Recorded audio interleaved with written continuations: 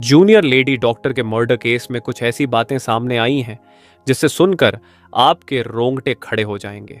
9 अगस्त 2024 की रात पश्चिम बंगाल के कोलकाता में आर.जी.कर मेडिकल हॉस्पिटल में जूनियर महिला डॉक्टर के साथ दुष्कर्म और हत्या की घटना से पूरे देश में आक्रोश है। इस घटना का विरोध देश भर में हो रहा है। देश भर के लोग, डॉक्टर और मेडिकल छात्र सड़कों पर उतर आए हैं। हालांकि पुलिस ने संजय रॉय नाम के एक शख्स को गिरफ्तार किया है, पर उसके पीछे और भी कई लोग हैं। अब इस मामले की जांच सीबीआई कर रही है। सीबीआई के आने के बाद इस केस में कई चौंकाने वाले खुलासे हुए हैं। पोस्टमार्टम रिपोर्ट के आने के बाद यह तो निश्चित हो ही गया कि इस घटना के पीछे सिर्फ एक आदमी नहीं है, बल्कि और भी कई लोग हैं। नमस्कार दोस्तों, मैं हूं विवेक और आप देख रहे हैं फ्यूचर दृष्टि यूट्यूब चैनल। वीडियो में आगे बढ़ने से पहले वीडियो को एक लाइक और चैनल को सब्सक्राइब जरूर कीजिएगा। ये सिर्फ आपके लिए 1 सेकंड का काम है, लेकिन इससे हमारी काफी बड़ी मदद होती है। दोस्तों, सीबीआई की जांच में संजय रॉय ने कुछ ऐसे राज खोले हैं जो ना सिर्फ दिल दहला देने वाले हैं, बल्कि इस केस के हर रात से पर्दा उठाने में सक्षम है। संजय रॉय ने कन्फेशन दिए हैं कि कैसे उसने डॉक्टर बेटी के साथ जबरदस्ती की।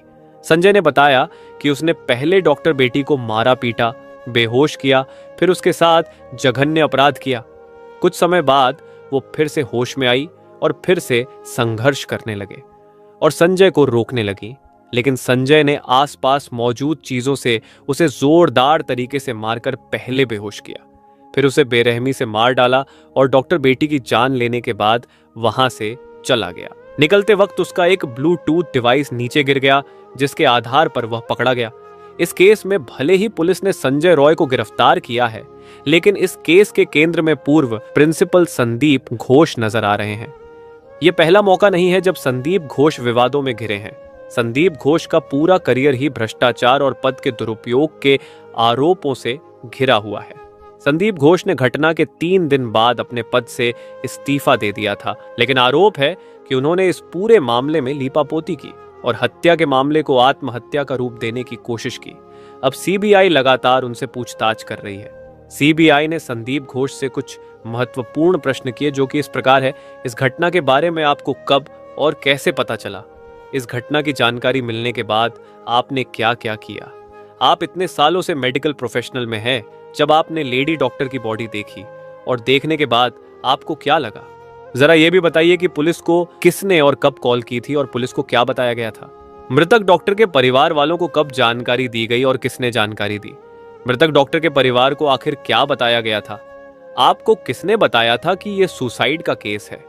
मृतक डॉक्टर के परिवार को गलत जानकारी किसके कहने पर दी गई?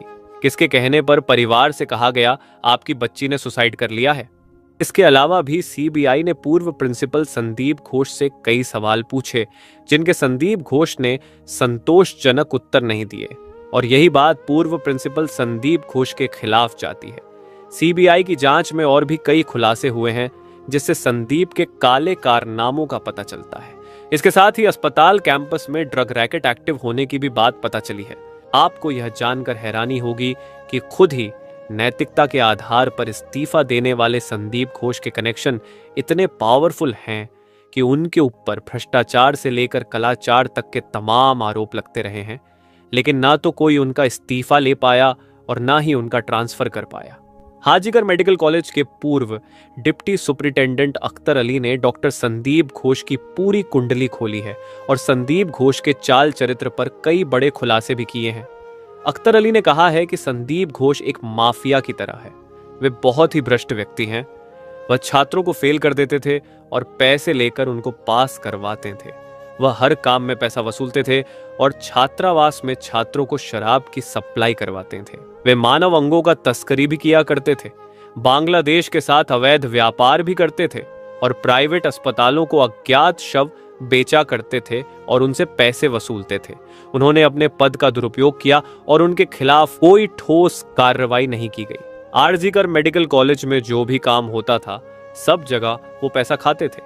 यही नहीं, अगर उन पर कार्रवाई किया जाता था तो वो स्टूडेंट्स से आंदोलन भी करवाते थे और अपने ऊपर हो रही कार्रवाई को रुकवा देते थे। करप्टेड आदमी है वो। आर.जी.कर मेडिकल कॉलेज में स्टूडेंट लोगों को फेल कराना, टेंडर ऑर्डर देकर के 20% कमीशन लेना और ये हॉस्टल वगैरह अलॉटमेंट में पैसा लेना और स्टाफ सिलेक्शन कमीशन, मतलब आरजीकर में जो भी काम होता था, पोस्टिंग हो, ट्रांसफर हो, हाउस स्टाफशिप हो, सब जगह वो पैसा खाते थे। सिर्फ यही नहीं, गेस्ट हाउस में जूनियर जो स्टूडेंट है उन लोगों को बैठ करके शराब वगैरह पिलाते थे और उन स्टूडेंट लोगों से आंदोलन भी करवाते थे। डॉक्टर बेटी का ये केस भी संदीप घोष की वजह से दुनिया का पहला ऐसा केस बन गया जिसमें पहले पोस्टमार्टम किया गया, फिर उसके बाद एफआईआर दर्ज किया गया। इस केस में कोलकाता पुलिस भी संदीप घोष की तरह ही इस घटना से जल्द पल्ला झाड़ना चाहती थी।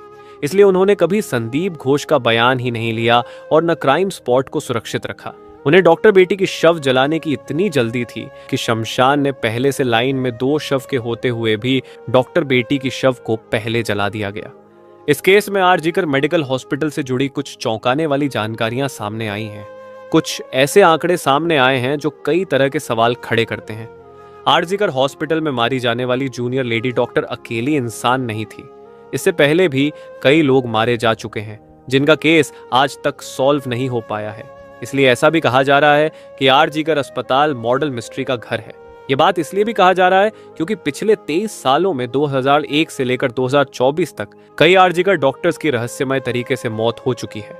आइए अब सिलसिलेवार ढंग से बताते हैं कि 23 सालों में कई डॉक्टर की मौत पर आरजीकर अस्पताल की मिस्ट्री आखिर है क्या। पहला मामला है 2001 का। 2001 में सौमित्र विश्वास नाम के छात्र का शव आरजीकर मेडिकल कॉलेज के छात्रावास के कमरे में लटका हुआ पाया गया था। अभी के लेडी ट्रेनी डॉक्टर के केस की तरह ही अस्पताल के अधिकारियों ने तुरंत उस घटना को आत्महत्या करार दिया था, लेकिन पीड़ित परिवार और मृत छात्र के साथियों ने मौत पर संदेह जताया। सौमित्र की मां और उनके कुछ क्लासमेट्स ने आरोप लगाया था कि कॉलेज हॉस्टल में सेक्स रॉकेट चल रहा था। हॉस्टल में कई अश्लील काम किए जाने के आरोप भी लगे थे। कई छात्रों ने दावा किया था कि सौमित्र इन काली गतिविधियों का पर्दाफाश करना चाहता था, इसी कारण उसे मार डाला गया। पुलिस ने जांच शुरू की, लेकिन मामला जब कोर्ट तक पहुंचा तो कोलकाता हाई कोर्ट ने सीआईडी जांच का आदेश दिया। जांच के दौरान कॉलेज हॉस्टल के अंदर चल रहे पोर्नोग्राफी गिरोह की बात सामने आई थी। बताया गया था कि वीकेंड्स में छात्र सेक्स वर्कर्स को हॉस्टल में बुलाते थे। अगर सेक्स वर्कर्स नहीं मिलते थे तो मृत शरीर के साथ अश्लील हरकतें की जाती थी। सोचिए ये कितनी मिस्टीरियस हॉस्पिटल है। जरा सोचिए कैसे एक लाश को निकालकर उसके साथ पोर्नोग्राफी बनाई जाती थी, और उस समय यानी हम बात कर रहे हैं 2021 की, उन्हें सुपर इम्पोज कर दिया जाता था। यानी उस लाश के चेहरे को हटाकर एडिटिंग करके किसी और जिंदा लड़की की तस्वीर लगा दी जाती थी। इससे अंदाजा लगा सकते हैं कि उस समय भी इस हॉस्पिटल में कितना घिनौना अपराध होता था। हालांकि यह मामला अभी तक अनसुलझा ही है। दूसरा मामला है 5 फरवरी 2003 का। इस दिन RG Kar medical college and hospital के हाउस स्टाफ अरिजीत दत्ता ने आत्महत्या कर ली थी। पुलिस ने बताया था कि अरिजीत ने पहले अपने हाथ में एनेस्थीसिया दिया, जिससे उसके हाथ में लकवा मार गया। फिर ब्लेड से उसने हाथ की नस काट ली। फिर हॉस्टल की छत से नीचे कूदकर अपनी जान दे दी। उसके पास से सर्जिकल चाकू भी बरामद किए गए थे। जांच के बाद भी कुछ निष्कर्ष नहीं निकला और मामला ठंडे बस्ते में डाल दिया गया। तीसरा मामला है अक्टूबर 2016 का। डॉक्टर गौतम पाल मेडिसिन विभाग के प्रोफेसर थे। उनके किराए के फ्लैट में उनका शव पड़ा हुआ था। बदबू आने पर पड़ोसियों ने पुलिस को सूचना दी। दरवाजा तोड़ने के बाद पुलिस ने उन्हें पहली मंजिल पर एक कमरे में बिस्तर पर मृत पाया, पर वहां कोई सुसाइड नोट भी नहीं था। इसलिए पुलिस ने अनुमान लगाया कि अचानक दिल का दौरा पड़ने से उनकी मौत हो गई होगी। हालांकि वह मौत के कारण की पुष्टि नहीं कर सके। आपको बता दें कि जांचकर्ताओं को उसके कमरे के फर्श पर खून के धब्बे और चेहरे पर कुछ चोट के निशान भी मिले थे, लेकिन उनकी मौत को लेकर अब भी रहस्य बरकरार है। चौथा केस है 2020 का, जब सेकेंड ईयर की 25 वर्षीय जूनियर महिला डॉक्टर पल्लवी साहब की दुखद मृत्यु हो गई। डॉक्टर ने आरजीकर अस्पताल की 6ठी मंजिल से कूदकर आत्महत्या कर ली थी। दोस्तों और सहकर्मियों ने कहा कि शायद वह डिप्रेशन की शिकार थी। हालांकि इस मामले में कोई सुसाइड नोट नहीं मिला और डॉक्टर की मौत को लेकर कई सवाल भी उठे। जवाब आज तक नहीं मिल पाया है। खैर, अब हम आते हैं डॉक्टर बेटी की केस की तरफ। जैसे उस समय की सारी मौतों को पुलिस ने सामान्य मौत घोषित कर दिया था, ठीक वैसे ही इस केस में भी पहले यही साबित करने की कोशिश की गई कि ट्रेनी डॉक्टर ने भी खुदकुशी की है। हालांकि मौका ए वारदात को देखकर पहली ही नजर में कोई भी इसे कत्ल का मामला समझ सकता था, लेकिन इसके बावजूद पुलिस ने पहले इस सिलसिले में सामान्य मौत का केस दर्ज किया, जबकि वारदात का शिकार हुई डॉक्टर न सिर्फ उसी हॉस्पिटल में काम करती थी, बल्कि उसकी बुरी तरह से जख्मी लाश हॉस्पिटल के अंदर ही सेमिनार हॉल में पड़ी थी। ऐसे में कत्ल के बजाय खुदकुशी का केस दर्ज करने के पीछे आखिर क्या वजह है? कोर्ट ने भी इस मामले पर सवाल खड़े किए हैं। जांच कर रही सीबीआई को अब इसके पीछे की वजह भी जाननी होगी। और एक सवाल यह भी है कि इस पूरे मामले में डॉक्टर बेटी के उन चारों डॉक्टर सहकर्मियों की क्या भूमिका है, क्योंकि वारदात से पहले रात को पीड़ित डॉक्टर ने अपने 4 कोलीग्स के साथ ही डिनर किया था। इसके बाद उसके बाकी कॉलीग्स तो वहां से चले गए, लेकिन डॉक्टर बेटी ने अकेले ही उस सेमिनार रूम में सोने का फैसला किया और जिसके बाद यह वारदात हुई। लेकिन ऐसे में फिलहाल सीबीआई भी यह जानना चाहती है कि उस डॉक्टर बेटी को आखिरी बार जिंदा देखने वाले उसके दोस्तों से उसकी क्या बात हुई थी और कैसी बातें हुई थी। क्या कत्ल से पहले या फिर कभी भी उसने अपनी सुरक्षा को लेकर कोई चिंता जाहिर की थी? इसलिए सीबीआई उसके दोस्तों से भी पूछताछ कर रही है। संदीप घोष के पीछे कुछ पावरफुल लोग हैं, ये इस बात से अंदाजा लगाया जा सकता है कि पहली बार इस पूरे मामले में सीबीआई द्वारा या फिर किसी भी इन्वेस्टिगेटिंग एजेंसी द्वारा प्रिंसिपल संदीप घोष से पूछताछ की गई है। यानी संदीप इतना पावरफुल आदमी है कि आज तक उससे किसी भी मामले में कोई भी पूछताछ नहीं की गई थी। लेकिन अब देखना यह है कि सीबीआई इस केस को सॉल्व कर पाती है या नहीं। क्या सीबीआई उस मासूम डॉक्टर बेटी को इंसाफ दिला पाएगी या फिर ये केस भी अन्य केस की तरह ही फाइलें के नीचे दबकर रह जाएगा और उस बच्ची के गुनाहगार यूं ही आजाद घूमते रहेंगे? खैर दोस्तों, हमारा और आपका काम है आवाज उठाना। हालांकि देश भर में जगह जगह डॉक्टर भी प्रोटेस्ट कर रहे हैं ताकि उस डॉक्टर बेटी को इंसाफ मिल सके। दोस्तों, इस घटना को सुनाने का उद्देश्य किसी का दिल दुखाना नहीं है, किसी को परेशान करना नहीं, बल्कि आपको जागरूक करना है, आपको सचेत करना है। दोस्तों, इस पूरी घटना के बारे में आपकी क्या राय है? कमेंट बॉक्स में जरूर बताएं।